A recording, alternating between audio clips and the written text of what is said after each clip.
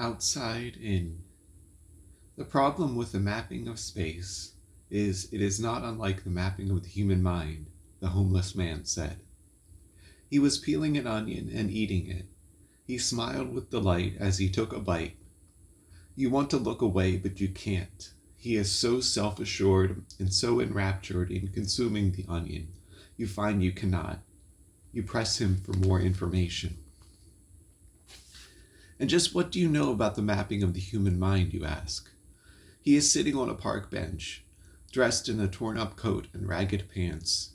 You are wearing a business suit and look a lot more respectable than he does. You wouldn't understand, he says, as he looks at you up and down, disapprovingly. And you would, you ask, incredulously? He scoffs. He then takes one last bite of the onion and then spits on the pavement. I used to be a professor, studied neurology and psychology, top of my field before the PTSD began, before my wife left me. Okay, you say, taking his bait, tell me your great insight. The human mind is created out of nothing, in the beginning a firework display of expansion and energy. Rules are made, order is created. The process isn't too much unlike the creation of the universe, he says. It follows the same rules. So you're saying in order to understand the universe, we have to think of it like a human brain, you ask? Not like a human brain, but as a human brain, he said. And no matter how detailed a map you make, it will never be accurate because the universe, like the brain, is a living system. The map, in other words, can never really replicate the territory. So you don't believe in a mechanical view of the universe, you ask. He shrugs. This is a worldview that can explain simple things, but cannot explain complex systems. Even simple brain diseases like my PTSD haven't been cured using some sort of mechanical device, he said. The best we have managed to do is stunt emotions and memory by tinkering with neurochemicals. That's just your opinion, you say. He shrugs again, then starts digging through his backpack, distractedly. If the universe is a living system, like the brain, how do we understand it, you ask? From the inside out, from experiencing it at an atomic and even quantum level, he said. From an atomic level, you mean like DMT or LSD, you ask? He laughs. Nothing so rudimentary, he said. I learned to slow my breath and travel everywhere in my conscious brain when I studied with some monks.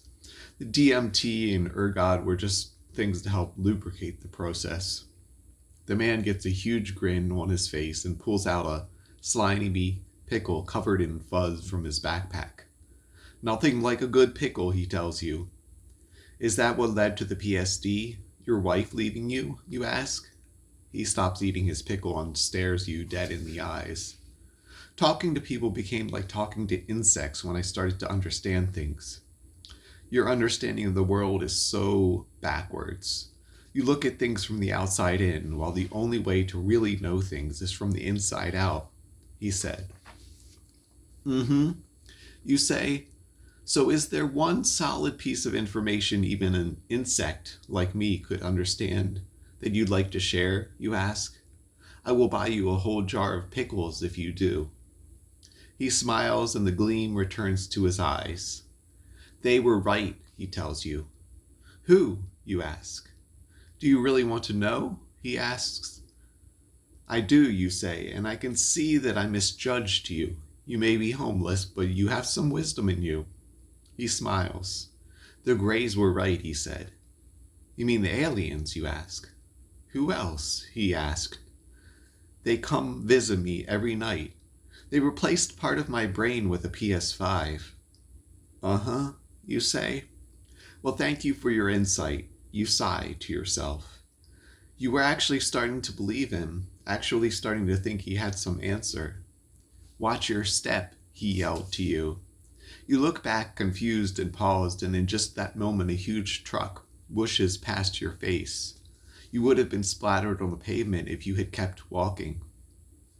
You are welcome, he says, and he pulls another pickle out of his bag as you walk away.